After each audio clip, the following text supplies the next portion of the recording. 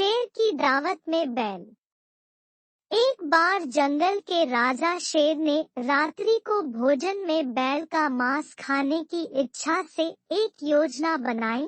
वह बैल से आग्रह करते हुए बोला, दोस्त, तुम्हारे लिए मैंने एक भेड़ का शिकार किया है और आज रात तुम मेरे महल में शाही भोज के लिए आमंत्रित हो। बैल ने उसका आमंत्रण स्वीकार कर लिया।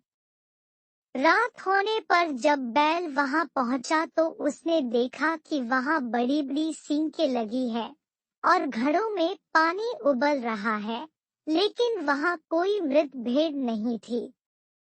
एक भी शब्द कहे बिना वह वापस जाने लगा तो शेर खींचकर बोला, मैंने तो तुम्हें बिना कोई नुकसान पहुंचाए भोजन के लिए बुलाया, लेकिन तुम बिना कोई कारण बताए ही जा रहे हो।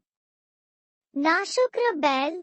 तब बैल ने उत्तर दिया, मैंने यहाँ कोई मृत भेड़ नहीं देखी। इसका मतलब है कि तुमने भेड़ के बदले आज बैल का मांस खाने की पूरी तैयारी कर रखी थी। किसान की घड़ी। एक किसान अपने खेत के पास स्थित अनाज की कोठी में काम कर रहा था।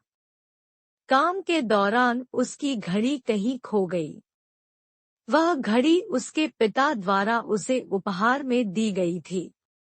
इस कारण उससे उसका भावनात्मक लगाव था।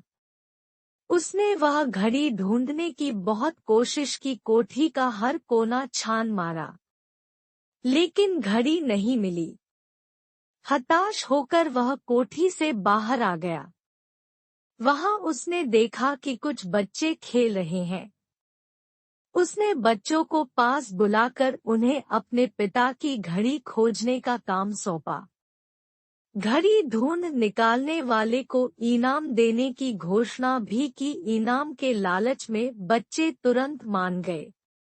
कोठी के अंदर जाकर बच्चे घड़ी की खोज में लग गए। इधर-उधर, यहाँ-वहाँ, हर जगह खोजने पर भी घड़ी नहीं मिल पाई। बच्चे थक गए और उन्होंने हार मान ली। किसान ने अब घड़ी मिलने की आस खो दी। बच्चों के जाने के बाद वह कोठी में उदास बैठा था। तभी एक बच्चा वापस आया और किसान से बोला कि वह एक बार फिर से घड़ी ढूंढने की कोशिश करना चाहता था। किसान ने हामी भर दी। बच्चा कोठी के भीतर गया और कुछ ही देर में बाहर आ गया। उसके हाथ में किसान की घड़ी थी। जब किसान ने वह घड़ी देखी तो बहुत खुश हुआ। उसे आश्चर्य हुआ कि जिस घड़ी को ढूंढने में सब नाकामयाब रहे, उसे उस बच्चे ने कैसे ढूंढ निकाला।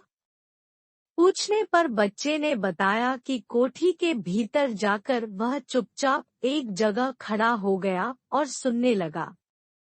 शांति में उसे घड़ी की टिक-टिक की आवाज सुनाई पड़ी और उस आवाज की दिशा में खोजने पर उसे वह घड़ी मिल गई। किसान ने बच्चे को शाबाशी दी और इनाम देकर विदा किया। सीख। शांति हमारे मन और मस्तिष्क को एकाग्र करती है और यह एकाग्र मन स्थिति जीवन की दिशा निर्धारित करने में सहायक है।